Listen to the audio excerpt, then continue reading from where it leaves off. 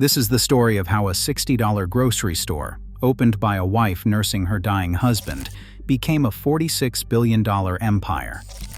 The family that built it paid for that success with tuberculosis deaths, a baby buried after 10 days, a secret decade of depression, and the quiet loneliness of a billionaire with no heir. HEB is the name on the store. The Butts are the family behind it. Between Florence Butt's first sale in 1905 and her grandson Charles sitting atop one of the largest private companies in America today, 4 generations of this dynasty have been shaped as much by grief as by anything else.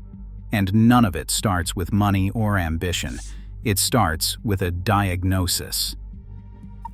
Around 1904, a pharmacist named Charles Clarence Butt learned he had tuberculosis. His doctor's only prescription was warm, dry air, which sent Charles, his wife Florence, and their 3 young sons out of Memphis, Tennessee, first to San Antonio and then to Kerrville, a tiny hill country town of roughly 1,600 people on the Guadalupe River. Tuberculosis patients had been flocking to Kerrville for years, and the Butt family may have initially lived in a canvas tent along the riverbank, pitched among the camps where other sick transplants waited to either recover or die. Charles could no longer work, and Florence had 3 boys to feed. Selling groceries door to door came first, working as an agent for the A&P Tea Company. At least once, a woman slammed the door in her face. Eugene, one of her sons, later wrote that his mother was a very refined woman, and this hurt her deeply. None of that stopped her. On November 26, 1905, Florence opened the C.C. Butt grocery store inside a wood frame building on Main Street in Kerrville, with a total investment of $60, roughly $2,000 in today's money. Rent ran $9 a month, the family lived upstairs, and the first month's sales came to approximately $56, which meant the store nearly broke even on day 1. Before she ever touched a cash register, Florence had graduated with highest honors from Clinton College in Mississippi, the only woman in her class. Teaching and assisting her pastor brothers at revivals filled her years before Kerrville, and she became a grocer only because tuberculosis left no other choice. Groceries went out the door in a baby buggy pushed by her youngest son Howard, who was about 10 at the time, later in a $3 toy wagon, and eventually by horse and wagon. Florence arranged for bread to arrive by train from San Antonio and distributed it directly to homes, building a profitable side business nobody expected. Credit flowed generously from her counter, maybe too generously.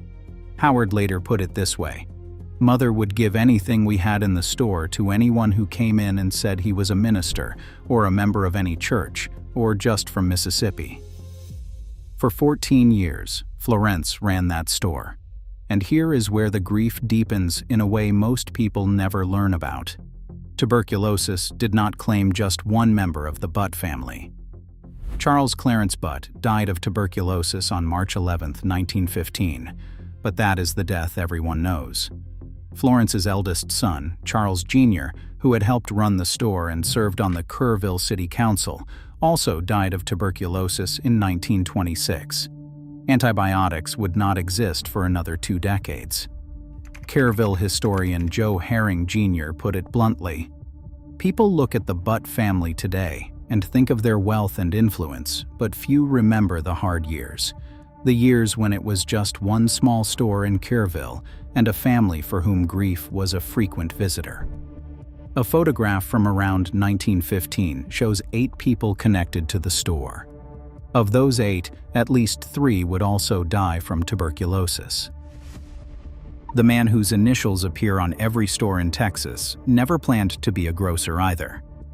Howard Edward Butt, born in Memphis in 1895, graduated valedictorian of Tivy High School in Kerrville, and then hitchhiked all the way to California, where he harvested grapes and showed up unannounced at the home of his favorite author, Jack London, just to shake his hand.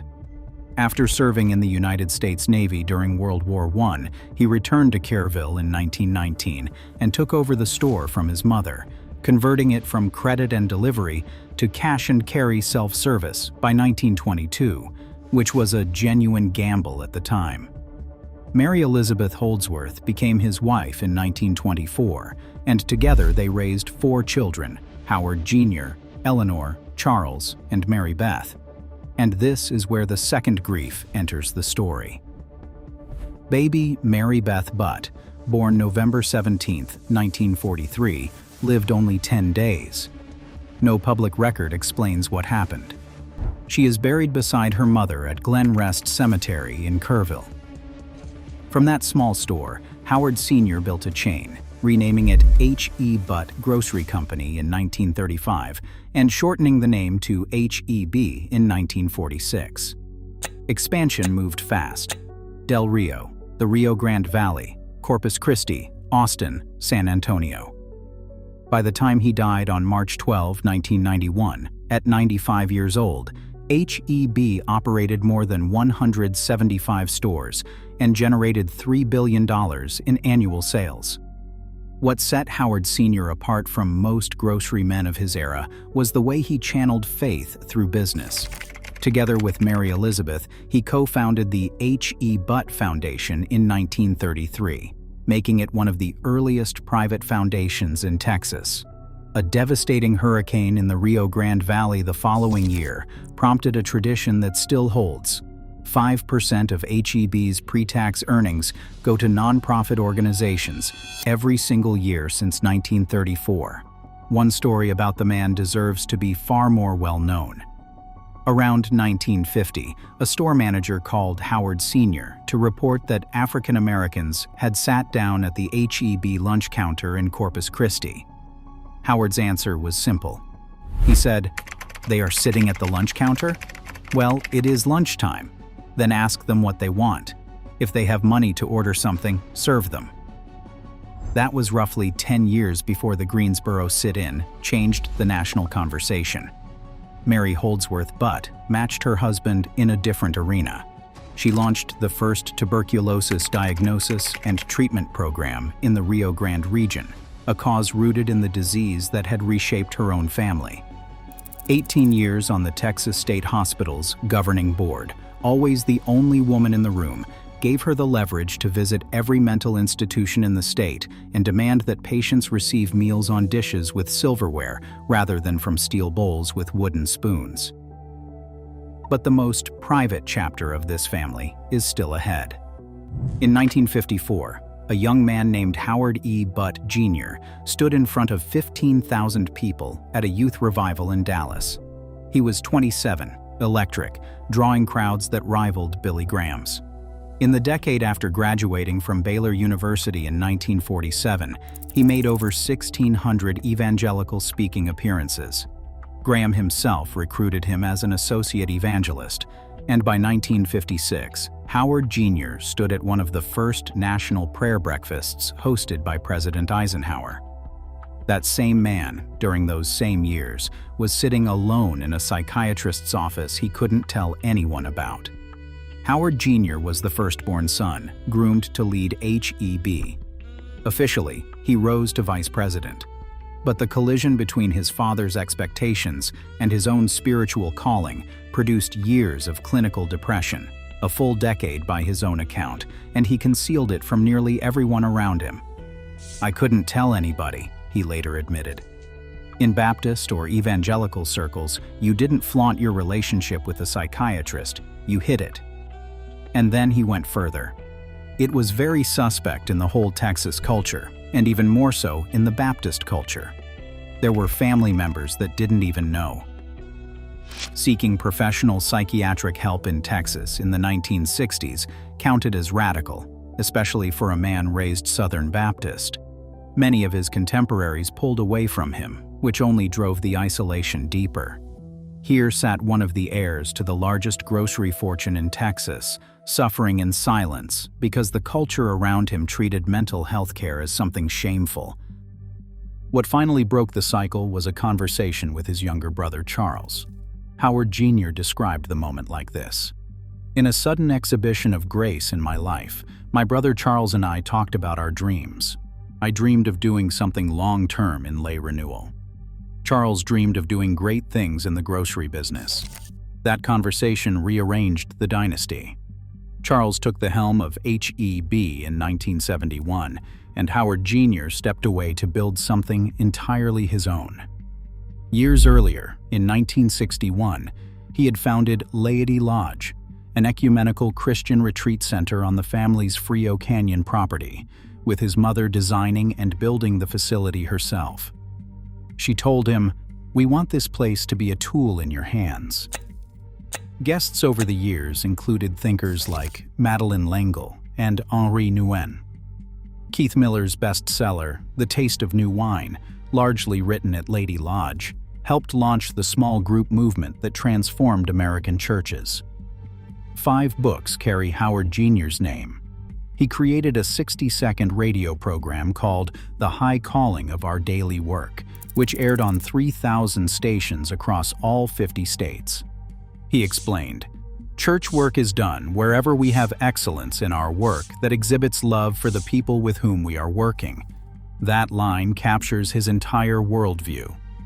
Billy Graham once told him that only when we get to heaven will we see how many lives you have touched through your ministry of evangelism and your tremendous work through Laity Lodge. Parkinson's disease eventually claimed Howard E. Butt, Jr. on September 11, 2016, at the age of 89, after 69 years of marriage to Barbara Dan Gerber. Over 1,000 people filled the church for his funeral. The man who once hid his psychiatrist visits from his own family had spent his later years openly writing about depression, decades before most public figures would dare do the same. The most guarded figure in this entire dynasty still controls it all. Charles Clarence Butt, born February 3, 1938 in San Antonio, started bagging groceries at HEB when he was 8 years old, studied economics at the Wharton School at the University of Pennsylvania, and stepped into the presidency of HEB in 1971. The company sat at $250 million in annual sales when he arrived. Today, it generates over $46 billion, operates more than 435 stores across Texas and Mexico, and employs upward of 150,000 people. Forbes pegged his personal net worth at $11.1 billion in 2026. Those numbers are easy to find. Charles Butt himself is not. Never married, no children, never granted an in-depth interview, never consented to a full-length personal profile. Texas Monthly called him a man hiding in plain sight. Signing the Giving Pledge in 2018, committing to give away the majority of his wealth, came with no fanfare, no press conference, and not even a local press release. A reportedly modest San Antonio home houses him by billionaire standards. A sailing yacht named Rebecca takes him out on the water. American modernist art lines his walls, with a particular fondness for maritime paintings, and his favorite novel is Moby Dick. He collects quietly, lives quietly, gives quietly.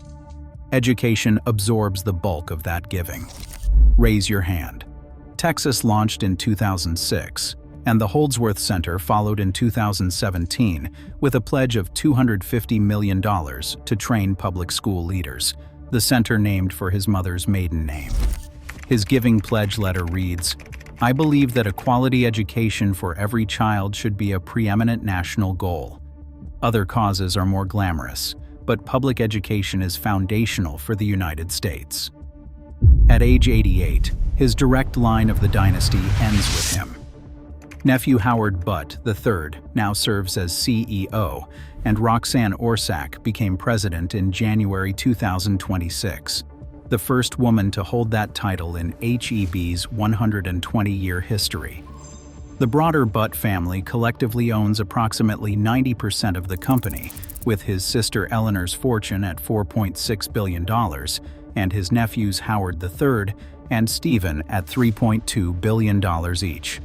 But the man who turned a $60 grocery into a $46 billion empire, the man who has run it for over 50 years, may be the last of his particular branch of the family tree. One final detail sits at the heart of everything, and it speaks louder than any revenue figure. Florence Butt died March 4, 1954, at 89 years old, and every HEB store in Texas closed for a day in her honor. Visit her grave at Glen Rest Cemetery in Kerrville, though, and read the headstone. It identifies her only as mother and wife of C.C. There is no mention of HEB anywhere on it. No acknowledgement that she founded what became one of the largest private companies in America. The business carries her son's initials, not hers. A woman who built an empire before she could even vote, and her tombstone says nothing about it. $60. That initial investment has multiplied roughly 775 million times measured against HEB's annual revenue today. Texans love this company, with an intensity outsiders find baffling. HEB ranked #1 among U.S. grocery retailers in 5 of the last 9 years of the Dunnhumby Retailer Preference Index. Mobile kitchens capable of serving 2,500 meals per hour deploy during disasters. On February 2, 2020, weeks before most Americans took COVID seriously, HEB activated a pandemic response plan. Texas Monthly once summed up the public feeling like this: Texans believe the state would run better if they just let HEB manage it.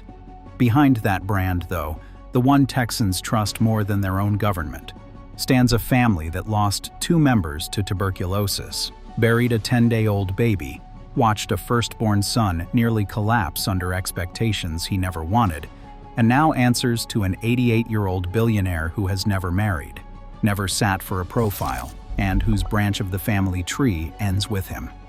That sadness isn't hidden. It's woven into the foundation, and it always has been. If this story taught you something you did not know, subscribing takes 1 second. And if you are one of those Texans who shop at HEB every week, think about Florence next time you walk through those doors. Thanks for watching.